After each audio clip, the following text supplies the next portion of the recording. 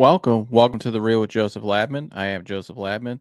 Thank you for tuning in to this episode of The Real, taking time out of your day to come watch this episode. I really appreciate that. If you haven't subscribed already, please subscribe for me. I'd really appreciate that as well. That's the best way you can support this channel and help me grow my content and grow this channel to where I'd like it to be. Everybody hit the like button for me on the way in on this video today. That also helps promote this video more in the algorithms, helps grow this channel more as well. Please share this content. I would really appreciate that. My guests would as well. If you would please share this episode with someone you know that maybe is interested in the topic we're talking about today. Please leave a comment below as well. We'd love to hear your guys' feedback. You can interact with myself and the guest on the panel and the live chat as well. Whatever we're talking about, just leave a comment there in the live chat. Pop in and say hello. We'll put it on the screen for you. And yeah, without further ado, let's get to the show. Welcome back to The Real with Joseph Labman. I am Joseph Labman, my man Mike Antonace. Mike, what's happening on this fine Tuesday evening? It is a Tuesday evening, and just chilling. Had a Domino's pizza this evening, so always a good night for some Domino's. Guardians got the win. Now they're back in first place. Yeah, the 11th hour for the Guardians. Man, I real quick before we get into it, I hate this baseball team, man. I hate this baseball team so much. I can't stand the Cleveland Guardians. I love them, but I can't stand them. They're my team. I'll go to the games. I'll watch the games, but I'm just so freaking sick. I can't swear this early into the show. I'm so friggin' sick of the Cleveland Guardians. I'm so glad we're in first place. By the way, I don't know if any of you watched the game this evening and the horrific thing that happened to David Fry. Prayers up for him. I hope he's all right. Skewball threw a 95-mile-an-hour pitch, and it hit him, David Fry, square in the face, like right on in the face. So hopefully he's okay. Prayers up for David Fry. Prayers up to David Fry. But my God, I hate this baseball team. I hate it. They look fine at the beginning, like, oh, okay, maybe we lost Naylor, we lost a couple other, Jimenez got traded away. We're not going to be as good, but hey, maybe we'll be competitive.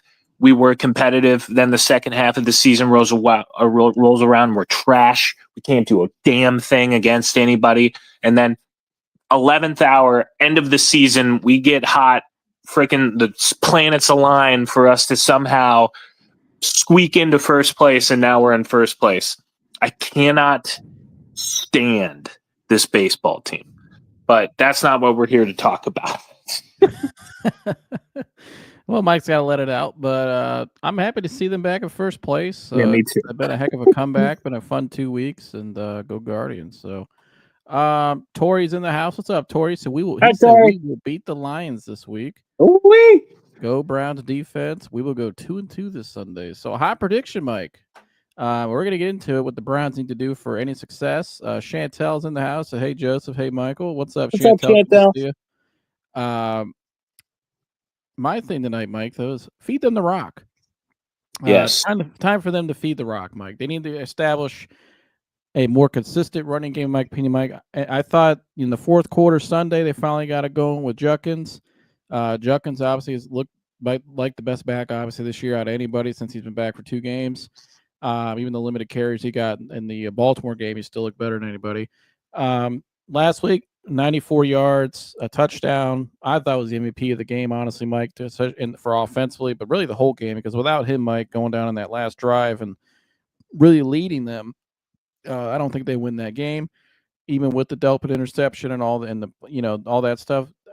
He was the MVP to me on Sunday, Mike.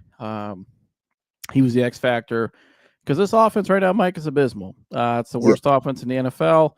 It's not very good. You see Chantel says time for a quarterback change. Flacco was awful. And I don't think they're changing the quarterback anytime soon. I know Albert Breer spoke today on local radio and said he doesn't see a change for a while.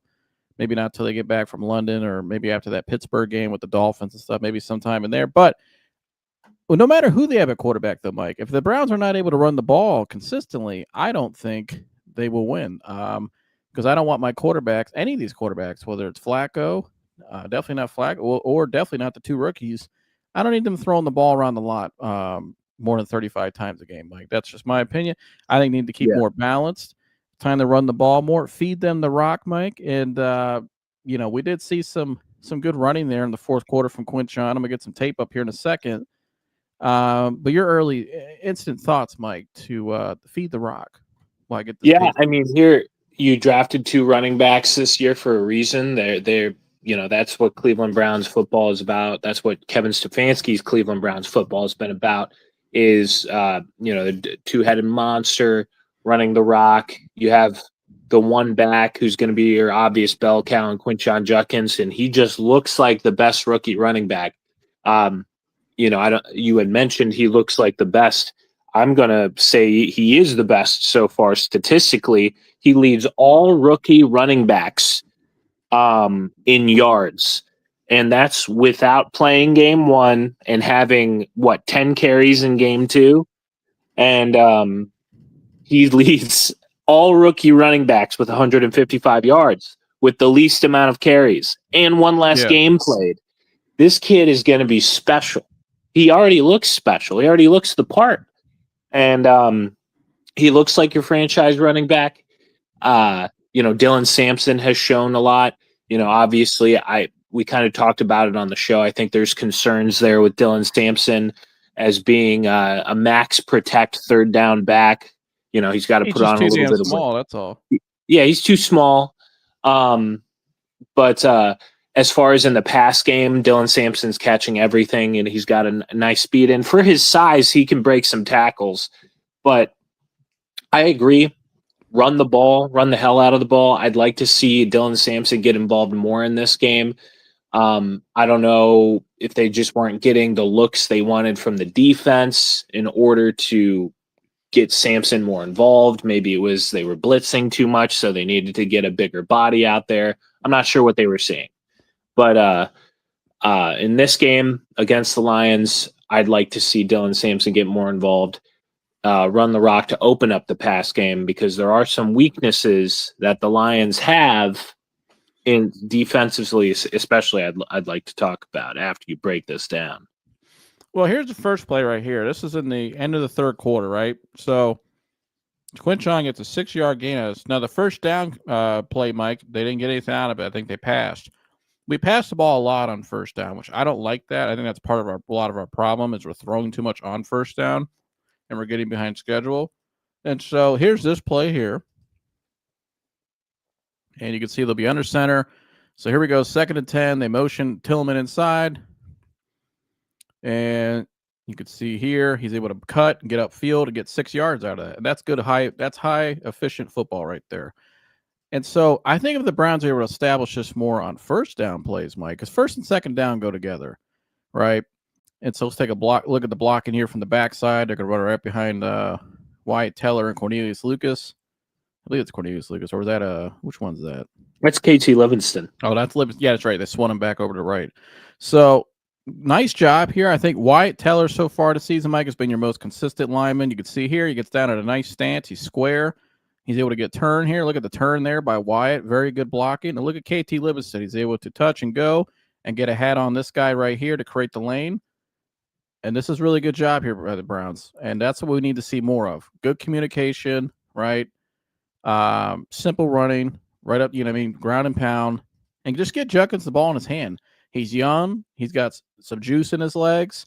You need to feed him the ball more. And I think running the ball more on first down, like I said, Mike, is the key. And then I got some other plays here going to that fourth quarter now, Mike, when we got the ball, we went on that run. Let me see if let me get that queued up here in a second. But running the ball more, Mike, vertically, to me, like that play is why I want to show that. Now, Judkins can bounce outside, which I think is good. The middle collapses. He's able to cut out, and get out in space. But I think our interior is our strength right now, especially in the running game, especially with, as old as Bitonio is. I still think in the running game, I still rely. I trust him a lot more, Mike, than the two tackles. You know what I mean? And Pocic and Yes.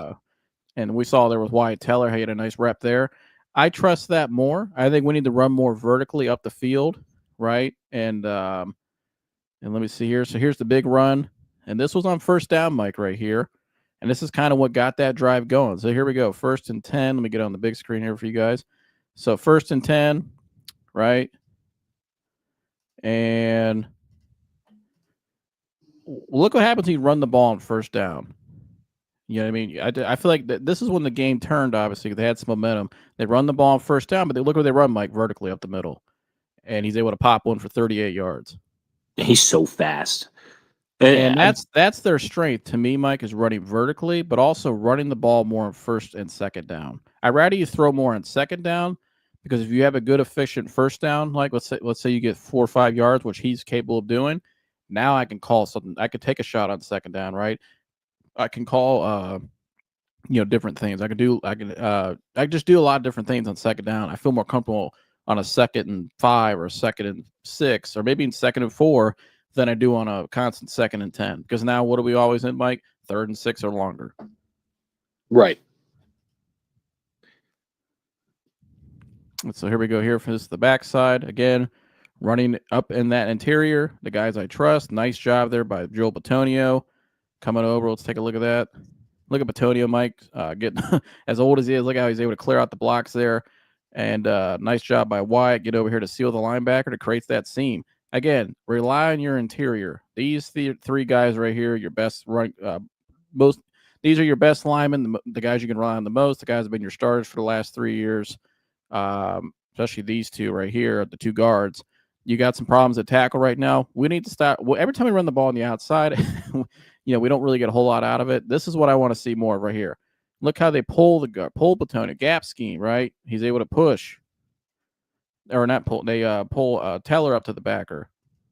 And it's able to create that. See how the line opens up, creates a seam right there right at the middle. And the Judkins can get out in space. He's one-on-one with a safety. I'll take that every day of the week. And he's able to get 38 yards out of it, Mike.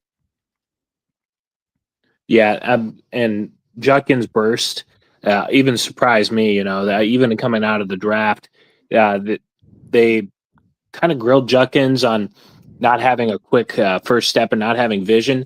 And Judkins' playing time, I would say he's excelled so far in the vision department. There was that play against the Ravens where he bounced outside for the first down. Obviously this play, just finding the gap real quick. He's been cutting well, and he's quick with it too. Again, it just kind of harkens back. He looks like a franchise running back.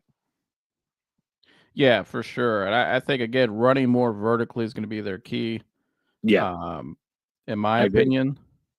And so KT Levison has showed, he in short spurts, it's early, but he has impressed me as far as he's impressed me more than what I thought I would expect to get out of him. And I did like KT Levison coming out of Penn State. We'll have to see. I'd like to see a little more Tevin Jenkins. Me too. In my opinion. Hopefully Jack Conklin's available this week, but who knows? But yeah, I love that last play. Again, that to me, I could watch that 100 times because I love seeing linemen just dominate. But that's their strength, is that right there. Again, watching it one more time from this view here, or if we get the end zone view, maybe not. Okay, screw it. We'll go sideline. But no, you see here too, they motion, Mike. They get a motion out of it. They're able to move him out of the way, creates that seam of the middle. Very well designed play, and just play to your strengths. That's all you got to do.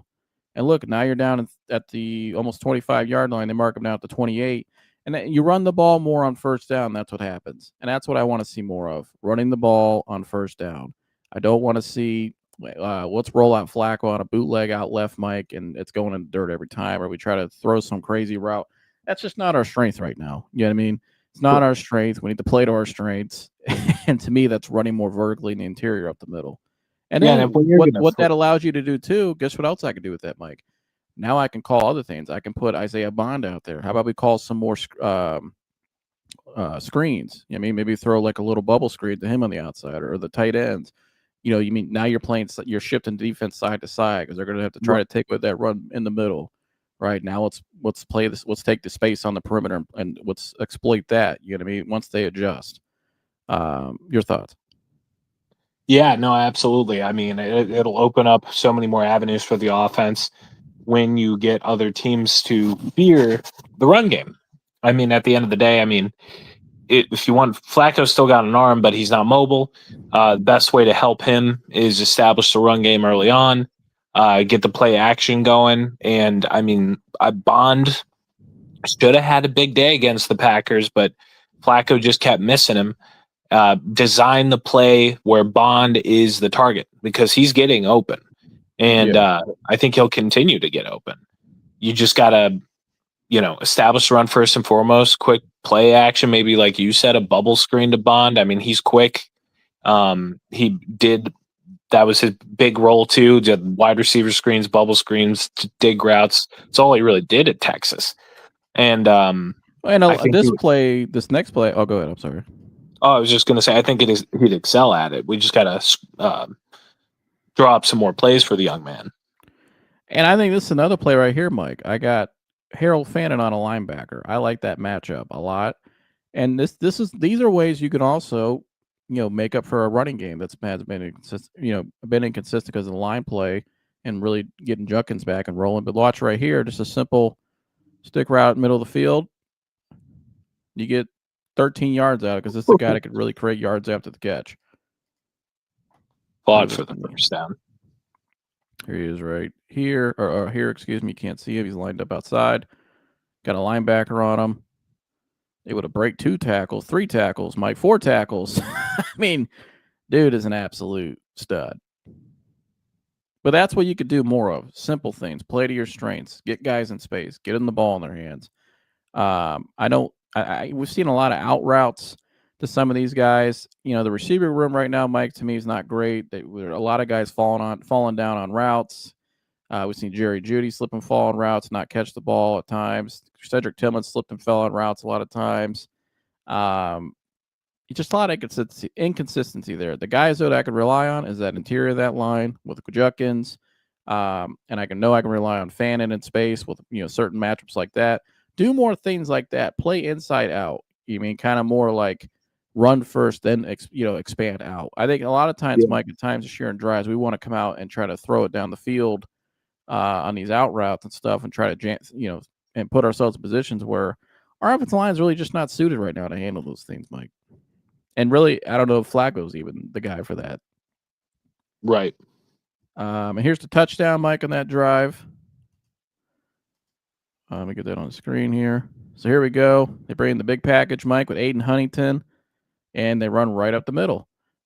And that's exactly what you want to see. More of that. Let's look for the end zone view here. You can see they bring in Aiden Huntington. They got Harold Fannin. Big bodies, Mike. And they're able to run right at the middle and push. Nice job there. Just, nice movement there on the line of scrimmage from the interior. Bringing in the bigger package there in the goal line. Again, playing to your strength. That's what you want to see more of. I don't want to see the out route to Luke Whippler ever again, Mike. That's what I don't want to see ever again. That's not an effective play. And again, that play right here, this is not playing to our strength. I feel like at times this is where we get inconsistent. We don't play to our strengths. We try to go out and do things like this. Your center, and I played center, so I know your center is usually the shortest guy in your line. And Luke Whippler's not the fastest guy. And not only that, we have a slow quarterback booting out. And this is just zero separation on this route. Let's never call that again, because that's called a waste of possession. And this is a team, the margins are so important for this team, like at everything. They cannot give anything, their margin of error is very low. So things like this cannot happen. Let's not call that ever again. Let's go to the next play. I think Kevin kind of went back to his senses. Said, okay, this is what we do well. Let's just run the ball. Right? Let's bring the big package and let's do what we do well. And that's what they need to stick to. You got any thoughts on that, Mike, on the Luke Whippler play here? I mean, he's ran something similar. Yeah.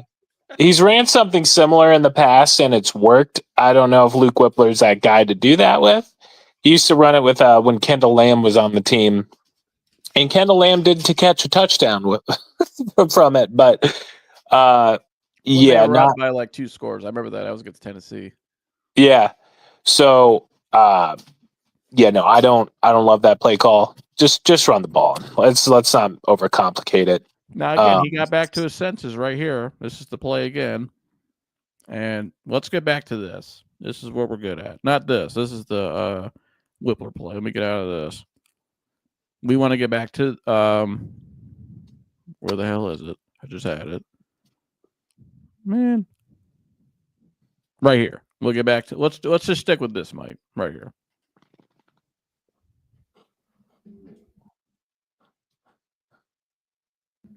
That's what we're good at right there.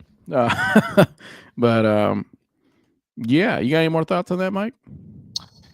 Yeah, no, I mean, we just got to stick to what works. Like, I get he's working his way through the playbook a little bit, seeing what does work, what doesn't, what to throw out, what to keep in. But at the same time, there's one true. I like Stefanski. I've defended Stefanski a lot, but one true criticism I will always have with him is he can get a little too cute sometimes.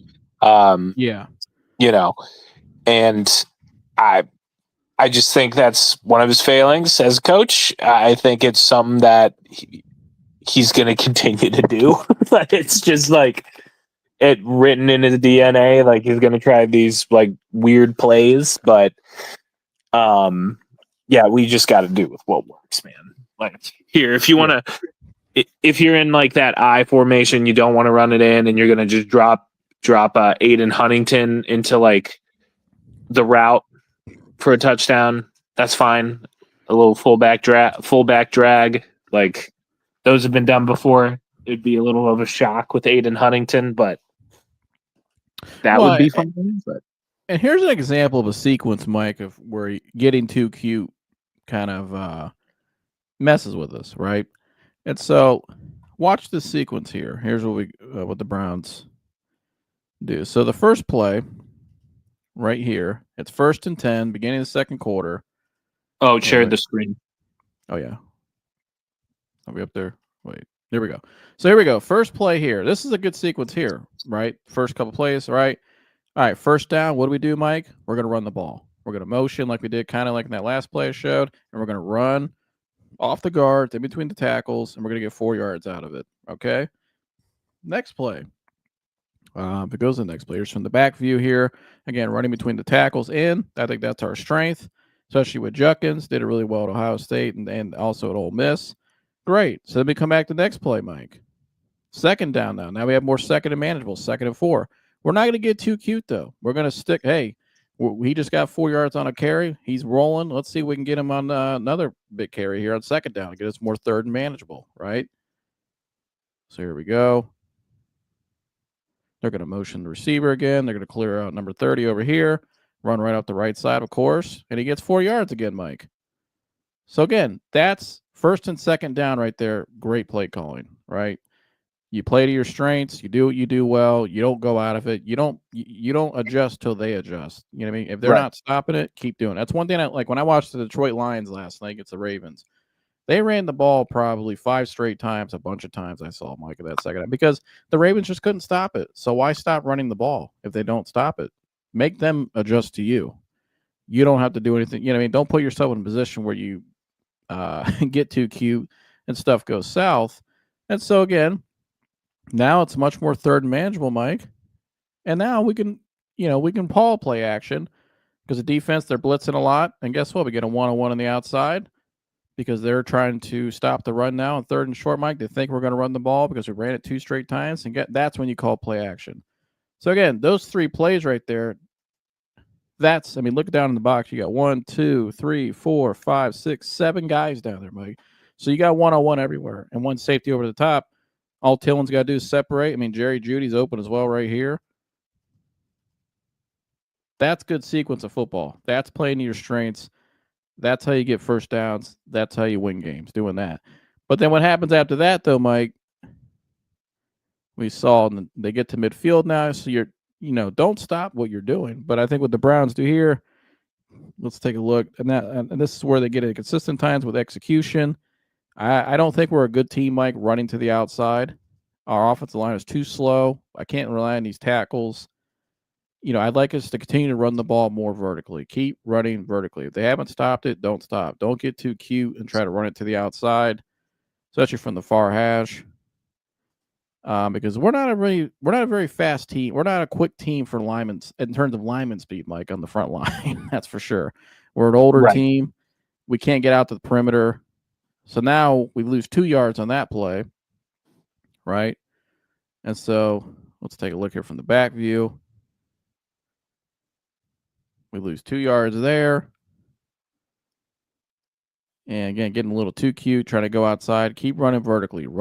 Play to your strengths. Because now we're in a 2nd and 12.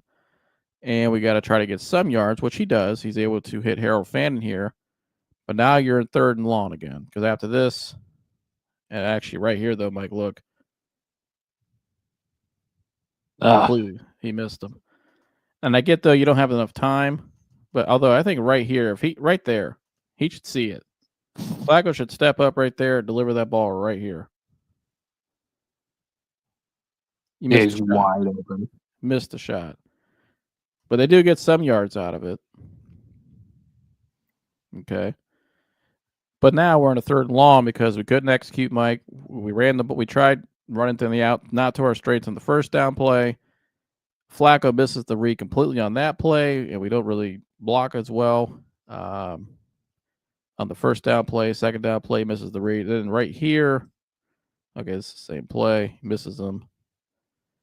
But the next play, Mike, this one immediately caught my eye. Let's take a look at the right tackle here. I think we're going to go to the end zone view. And is it the right tackle? Yes. This play gets completely blown up. Let's take a look from the end zone view if I can get it finally. There we go. Let's take a look at the right side here, Mike. Now we're in 3rd and long. And that is KT Livingston, who gets caught up on the double. Although he's not really supposed to. He should be double teaming that guy. He should be going to block him. He gets over there too late, Mike. You can see, but look by his stance, Mike. He's already beat. It looks like he's dancing. And that play's blown up. So again, you can kind of see the sequences of plays. How again, like I say all the time, football is situational. 1st and 2nd down go together. 3rd down is a situation itself because you have to convert it, or because if not, you have to go to 4th down and probably punt. Right. You make a decision. Red zone's a situation. So, but that 1st and 2nd down play calling and playing in your straight, getting those crucial yards in those plays consistently as much as you can. I mean, it's football. Stuff's going to happen. It's not always going to be perfect, but the more you play to your strengths, Mike, the more I think you'll find yourself in good positions where more of those shots downfield, the bond will actually be there. More of those one-on-one out routes to Cedric Tillman, one safety top, they're going to be there. We can't find ourselves in a situation like this because the more, passing downs we're in, Mike, especially in 3rd and long and stuff, we're going to rely on these tackles where if we would have I'd rather rely on these 3 guys more right here in the interior. You know what I mean? Get most of the yards you can out of them in the 1st and 2nd down. And then make it more manageable where the ball gets out quicker on passing down on 3rd down if you have to, or even 2nd down. You know what I mean? You got anything you want to add to that? Yeah, no, I agree wholeheartedly. And here, the right side hopefully will be solidified a little bit more if Jack Conklin's healthy. Because when he's out there, he's great, especially in run blocking. He's still very good at that. It's just Brother Man can't stay healthy, and now we're in a situation where, your right tackle is shaky. You don't know if he's going to be in there. Who you hoped would be your left tackle, DeJuan Jones is now out for the season. A 3rd season-ending injury since he's been in the league. A tough break for the young man. And that was unfortunate because that guy went low on him too with his helmet. Yeah, that was here. That play should be. I don't know how that's not a penalty. I don't know what the ref was saying. You should not be able to do that. If you're not allowed to helmet tackle to a knee, I don't know how. Oh, go ahead. I was just going to say a helmet to a knee. I don't know how that doesn't end in an injury 9 times out of 10. It's just, you're a 235-pound man, you're running at him, and then you dive with a helmet that's 10 pounds and hard as a rock into somebody's knee. I don't know how you don't hurt somebody doing that. Well, and they completely illegalized tackling. Basically, they've changed all the rules with tackling. You can't roll it. You can't tackle a guy at his hip anymore and roll him to the ground. You can't do anything. But that's allowed. That's crazy. That's crazy to me. It's a damn shame for Dewan too. Yeah. Let's get some of these comments, Mike, before we move on to the defense on the film. I'd like to take this moment to publicly apologize to Mike for the ridicule that he endured after calling out the Packers' defeat at the hands of Cleveland Browns after Week 1. Way to keep the optimism alive in Cleveland, my friend. Now, please, can we keep feeding Quinshon Judkins? I agree. Do you like his public apology, though? Yes, all is forgiven, Dan. It's okay. I know you've been alive a little bit longer than I. You're a little bit more pessimistic. I'll keep the optimism alive as always. Shout out to our boy Adam Knapp. He said, do you think Flacco is playing more conservative this year as compared to 2023 because he has something to lose now? In 23, he was playing YOLO. I think my answer to that, Mike, and I've heard this from Stump Mitchell on his show, who was on that coaching staff, the Browns' former running back coach, during that season. And he said, Mike, he believes that they're not really calling the same plays from that year. He said that year they took a lot more shots downfield. They ran the ball more consistently, and they're in a scheme that really fit them. Obviously, had different personnel back then at the tackle, and they had Nick Chubb, and or not Nick. They didn't have Nick Chubb that year. No, the Kareem Hunt, excuse me. They had Jerome Ford as a rookie. But their play calling to him, Mike, from his eyes, and obviously he would know because he was there when they were calling those plays back then. He could see the difference between then and now. He said it's a lot different. That they threw the ball at Flacco more downfield. And I haven't seen a lot of downfield shots from Flacco, Mike. And you saw that one play we just saw with Bond. He didn't even really look. It's like he predetermined where he was going with the ball, which was just another short route. And we've seen a lot of this dink and dunk offense for the first 3 weeks, Mike. And I don't think that's his strength, even at his age. I think when you go watch in 2023, you did see a lot of more of those shots downfield. But a lot of those shots downfield in 2023 were created by the first and second down running. I think they ran the ball probably more efficiently on first and second down and more consistently made an effort. And I think those created those shots down the field as the game went on. I think Flacco's a guy you got to get him in rhythm, but you got to get the offensive rhythm too. He's not going to carry a team anymore. But that's why I think if you run the ball more vertically, pull off your interior, get those efficient yards. You got a running back who's hot right now who just ran really efficiently on a really good defense in the Packers. And you saw some of the plays that we showed there, the one-on-one with Tillman, right? You get that easy layup like that. The shot with Bond's going to be available downfield because they're going to try to stop the run. And even, getting more of those matchups on the outside with, put out Harold Fanning, get a matchup on a linebacker, exploit that. I think the more they play to their strengths, I think we could see Flacco be more efficient because I still think Flacco can throw the ball, Mike. I think just right now we're putting him in situations constantly where he has to roll out or he's got to sit in third and long constantly because we didn't do a good job on first, second down, and we're asking him to be a hero, and that's just he's not capable of doing that anymore. He's slower, he's older. I don't think we're putting him in a position to be as effective as he can be yet. Because of just how inconsistent our offense has been so far and what we've been trying to do. A lot of the dink and dunk and then, not committing to the run in certain downage. I think that's why we're seeing that. I think he could still run an offense efficiently. And maybe not. I mean, I think he does certainly look old. I was about to say it could also just be too that he's just, the wrong side of 40. Even in 2023, I think you would agree he looked a little bit more mobile. I mean, he was escaping a little pressure. More mobile.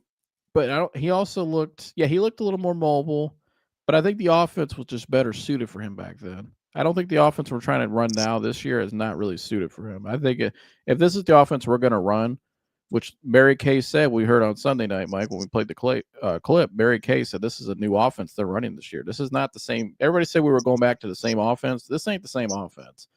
Yeah, they run same personnel packages and stuff with 12 personnel, 2 tight ends. Just different flavors. But it is a different offense. You can tell. I mean, they have some similarities, but I think if you're going to make that quarterback change, if this is your new offense, then you might as well. I would like to see Kevin hand over the play, calling to Tommy Rees, and let him roll with Dylan Gabriel. And I think then maybe you could find your identity with what you're trying to do. But with Flacco out there, to answer your question, I don't think play more conservative, definitely. And I don't think he's in the right fit with what they're trying to do right now. personally. You got anything your answer, Mike? Or Yeah, I was just gonna say I think he's looking a little old. Like you said, it's a little bit of a different offense. I mean, the play action's still there, all that good stuff, but they wanted to run a lot more bootleg, a little bit more pistol. And they're just not going to do that with Flacco, obviously. Certainly not going to put Flacco out there in pistol sets. not at this stage of his career, no. I Yeah, mean, or this is not a read skill. option or any of that stuff that, Stefanski's really wanted to implement for a while. And they're kind of limiting the amount of plays that they can call with having Flacco out there. I do think if and when we see a rookie, Dillon Gabriel specifically, we'll see a lot more read option. We'll see a lot more pistol sets because Dillon's got some wheels, and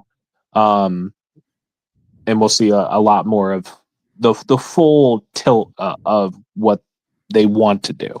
Right. Yeah, I agree. Because again, I got another clip right here. This is situations we can't be in, Mike, with this offensive line. And this doesn't fit Flacco at all. And if you look right here, we're in a 3rd and 8, Mike. This is 3rd and 8. Because what we do, Mike, on the first down, we tried throwing a pass and complete. 2nd down, we ran up the middle, only got a couple yards. And then so now we're in 3rd and long. And so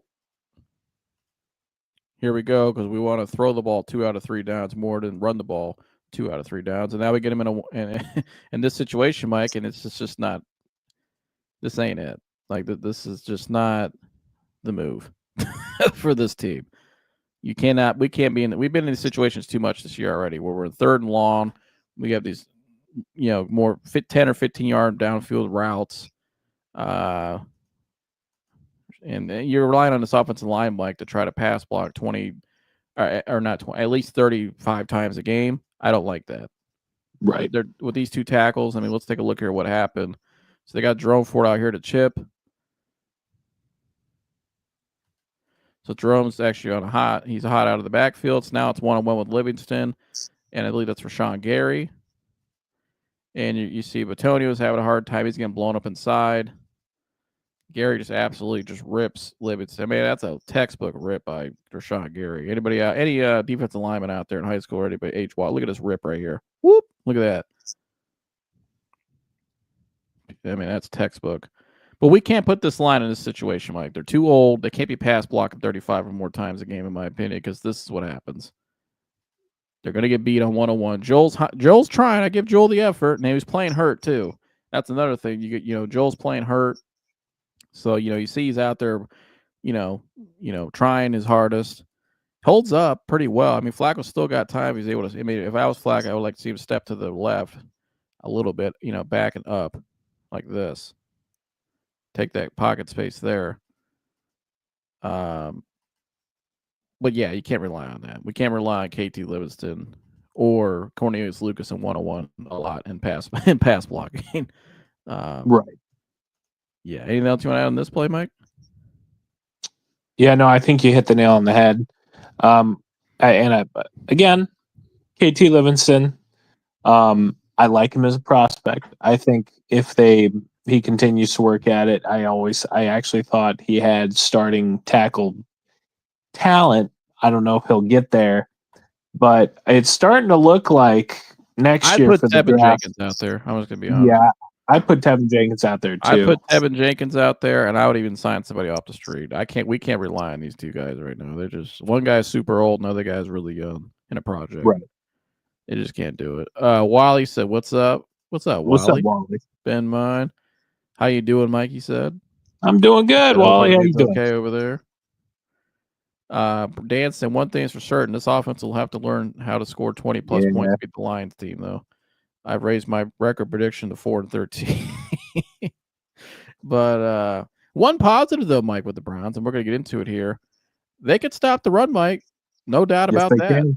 They can stop everything. They could certainly stop the run. By the way, before I get out of here, I think I had one more play.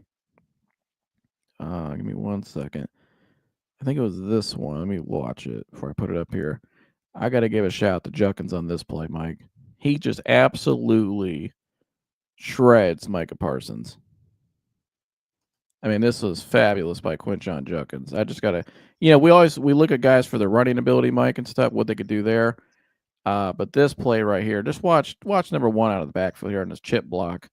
I might actually get the end zone view. I mean, this is awesome here. I love their number 10 here. Watch number 10 here on number one. Micah Parsons, one of the best defenders in all of football. This is a rookie in his second game, Mike. He don't give a crap. This is what Trayvon Henderson, Quinshon Judkins, all the receivers at Ohio State. Anytime you get a receiver or a running back from Ohio State, they're gonna be able to block really well because you won't be on the field at Ohio State if you can't block. That's a standard amongst all the skill guys. You have to be able to block. And look at this, Mike. Bam. I mean, damn. I mean, he's down too. He was down for a hot second. Mike, I could watch this all day. Just a little something light, you know what I mean? Little touch up. Just got to butter him up. Bam. He's a dog, Mike. He's a dog. He is a dog. He's a dog. But you know what else are some dogs, Mike? That front seven. There's some dogs up there. Oh my God. Best front seven in the NFL. I would agree with that. I think, are we still alive? Yeah. Oh, I just got something that said it was. I don't know. Are we still live? Somebody put in the chat right now. Are we still good? It's still showing a time ticker on me, and it's still showing live viewers.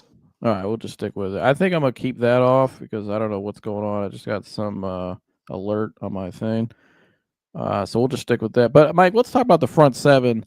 What's been your thoughts with the front seven? I think we have the best D line in football right now.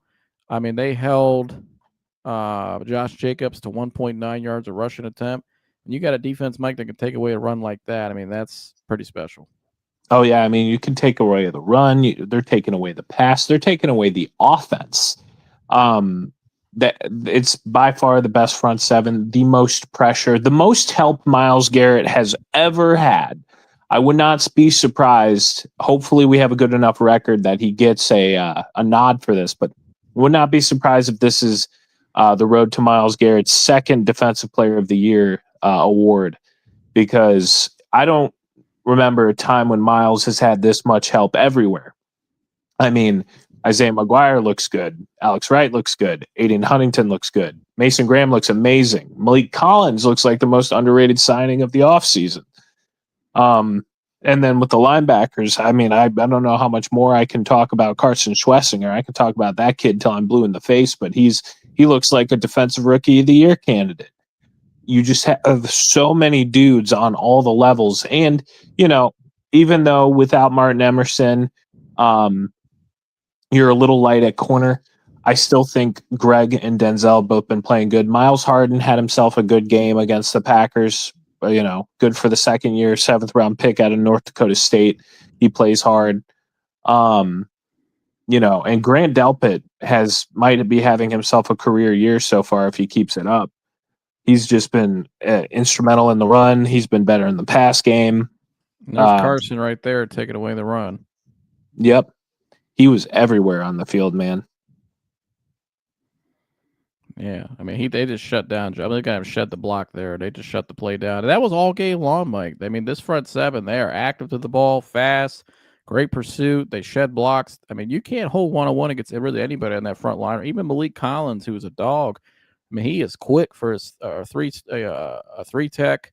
Mason Graham's doing what he did at Michigan all those years, and then obviously you got your Myles Garrett, and then whoever's opposite of Myles, Mike, they've been doing a great job. Whether it's either Isaiah McGuire or Tryon Shoyinka or Alex Wright, I mean, everybody right now, you can't really go one-on-one. I mean, with any of these guys, Mike, in a running down. I mean, you got to double you got to pick your poison, but whoever you double, you're leaving one guy one-on-one anyway. So it's like, it's going to be really hard to run the ball against this Browns team. Oh, yeah. Isaiah McGuire's, I mean, looked so good. He's working himself to a second contract. I mean, for sure. And it'll probably be relatively affordable too. So that's good. But, yeah, I think we have the best defense in the NFL. I mean, by the numbers, we do. We're allowing the least amount of yards. I think we're tied for most sacks so far or close to. we're not there with takeaways. We got our first takeaway last week, but they come in bunches. So hopefully that's a sign of things to come with the Lions coming up. A lot of opportunities there with, Jared Goff, kind of the same thing with as Joe Flacco, not a very mobile guy. And when pressured, without pressure, he is the second most efficient quarterback in the league. When he is pressured, he is the 26th. So, well, here they are in the fourth quarter too. They got to put a drive together. My only knock on this here, Mike, I wish we would have had Myles Garrett out there in the situation. I don't know why he wasn't out there in these downs, but again, Delpit and Diabate right here. They're trying to get something here. This is a crucial part of the game, beginning of the fourth quarter, and nothing. I mean, just smothered. I mean, there's nothing he can really do there. Again, watch the safety. Grant Delpit's had a phenomenal year so far, Mike. In my opinion, I think he's had a really good year. Been really effective. You can see here he's able to shed the block. Get that. I mean, that's textbook. Great job there. But then twice, Mike, and again, they're on this fourth quarter drive. They got to score here, and they're not really able to. And then right here, they try running again with Josh Jacobs, Mike, and here's the interior doing what they do. Shelby Harris and Mason Graham. Watch the interior here, folks. Mason Graham was so good in this game. And they just blow it up. I mean, how and what this does, Mike, it forces a guy like Jordan Love to have to throw the ball more and get and have to do something. We saw that, Mike. He didn't really do well when he was put in that position, which I don't think a lot of these quarterbacks in the NFL really can, Mike. Yeah. I think a lot of these guys they're talented, but a lot of them are really just system quarterbacks. They're not guys that can or they like to ad lib, but they're not really guys that can. And then Jordan Love's a great player, but I think we put them in a situation, Mike, where they were kind of out of their comfort zone. Yeah, absolutely, and that's the thing that I think we're going to have to do to have a chance against the Lions. All game, Jared Goff has to be incredibly uncomfortable. And you can see right here, he's 1-on-1. He's 1-on-1. Myles can probably get over top if he needed to. Your linebacker right or safety down in the box is already there in position. It's hard to run in this team. Look at this, Mike. You got 1, 2, 3, 4, 5, 6, 7, 8, 9, 10, almost all 11 to the ball, Mike. That is awesome. If I'm Jim Shorts, that's gets me all fired up and excited. Oh yeah. So feed them the rock, Mike. Feed them the rock. Because you can get plenty of stops defensively, but I think the more ball control you can play too, running the ball, milking the clock, taking the pressure off of Flacco, making the more easier downs on third down, especially. I think, Mike, we can find ourselves in some games where we can really win them. I agree. Before we get out of here, Mike, did you change your score prediction for Sunday at all? What do you got? You know what? I'm gonna change it just based off of optimism. Okay. I'm gonna say the Browns score 20 points this week, and that the Lions only manage 13.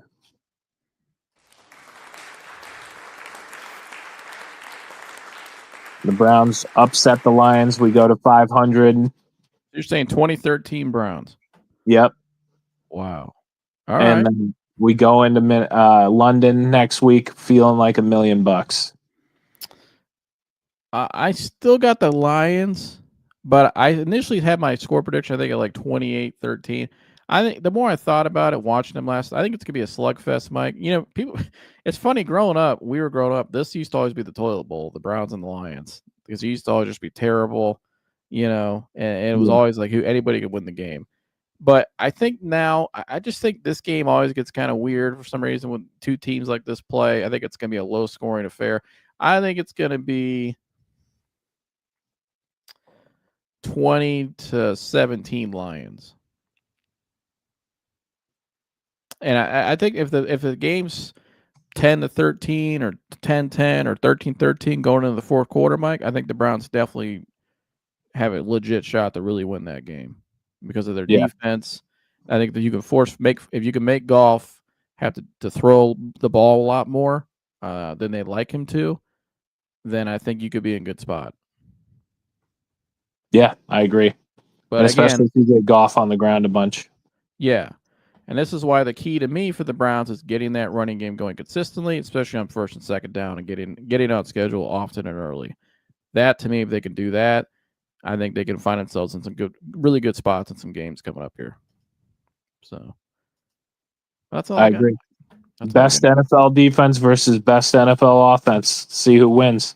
It's gonna be fun. It's gonna be a fun weekend, Mike, of football. Mike and I will be out Friday night too at a big time game. So scouting some guys and watch some great talent and having a good time. So, and Ohio State's back this week at Washington. Then we got the Browns on Sunday. So you guys better subscribe. Maybe like, subscribe, and share. And we got TPF coming up too. I mean, like, subscribe, and share, Mike. Absolutely. Please like, subscribe, and share. It helps us out a ton. Thank you for all of the subscribers that have stuck with us through the years. Thank you for all the new subscribers we're gaining through the show, through this year.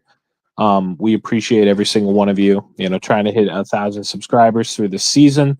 So hopefully you want to be a part of their journey, and you hit that subscribe button. And if you're on YouTube, ding the notification bell too. Be notified when we do go live.